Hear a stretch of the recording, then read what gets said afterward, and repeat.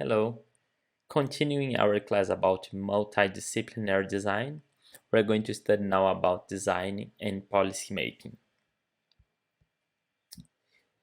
Public policy is difficult, or rather, it's complex. It can be extremely challenging to accommodate people's rights, needs, and duties. It's common to see a gap between a public policy and the society. What ends up affecting directly people's lives. The intrinsic complexity of public policy and policymaking can be tackled using design mindset. We're gonna see how design process can accommodate public policy and policymaking. The design process is built with two main principles: human centricity and iteration, what suggests continuous testing and proximity with the person who is benefiting from it. Design is now recognized as a highly useful tool for building governments around the needs of citizens and not bureaucracies as it's common to see in governments worldwide. So it's important to understand this Venn diagram here. When we are talking about design, we can mix two different sets. Design, the design process and tool set, as we've already seen in the previous classes, and empathy, that's a quality that we have as human beings.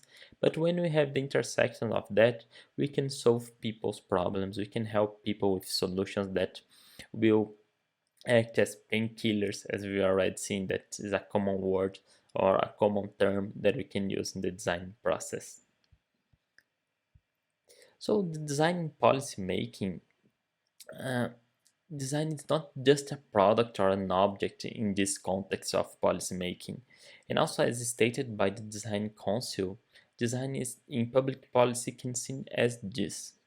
Emphasis is on the process of designing, which leads to the creation of an appropriate solution, be it a functional product, efficient public service, or public policy that genuinely accommodates the perspectives of people on the receiving end. It was published by the Design Council from the UK, and it shows how design can be used inside the public policy or the policy making process. I've also brought here some other material from published by Verena Koch-Schneider, a designer who works with topics on the intersection of design, innovation, and policy, and she argues that we need to include human experience as an indicator of good policy making.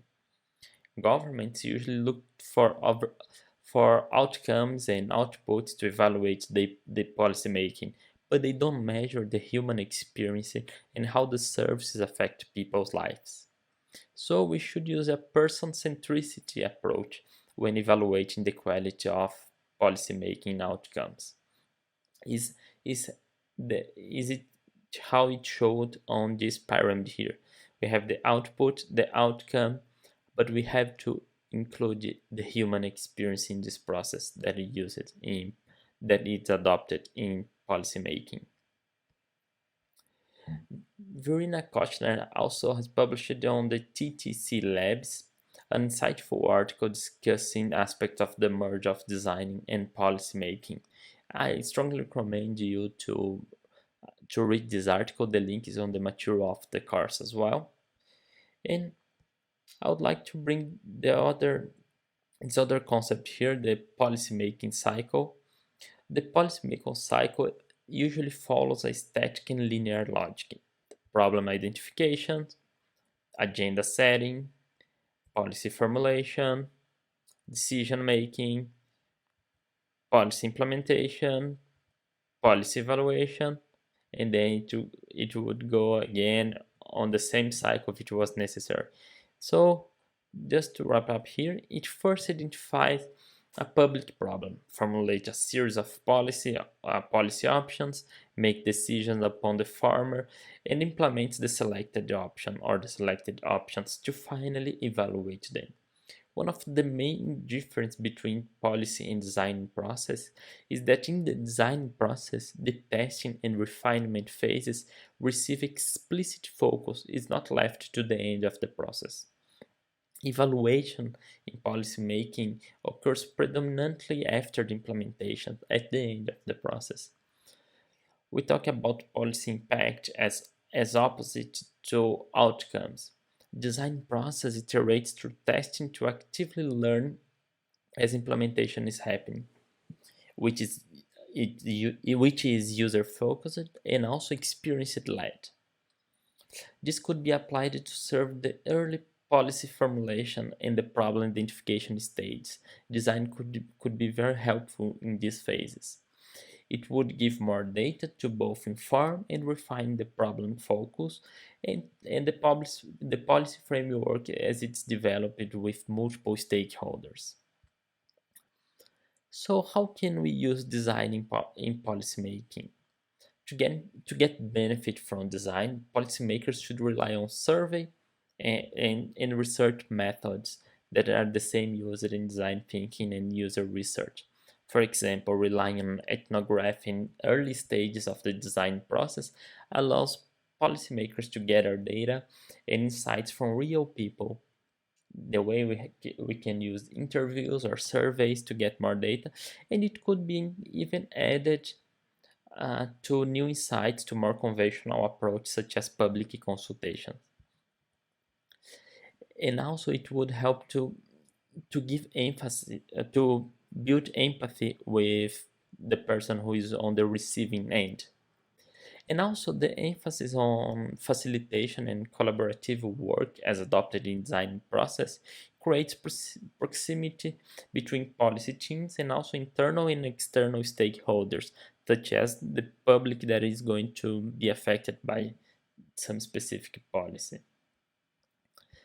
And also that we have in design the terms of visualization and sharing the understanding, the focus that we give to that on design can be very helpful in policy making, because through service maps or user journeys we can build a document that will provide shared understanding among all the stakeholders involved in a policy making process. And at last here, the iterative work that as we made in design process can help also identify pitfalls, address them, and continuously learn from them when we are adopting design in policy making.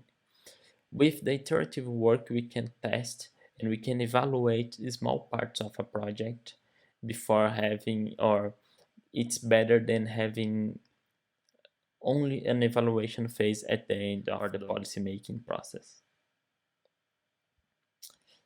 And with that, we are at the end of our class 9, and where we discuss also about multidisciplinary design and how we can use design in public policies or policy making.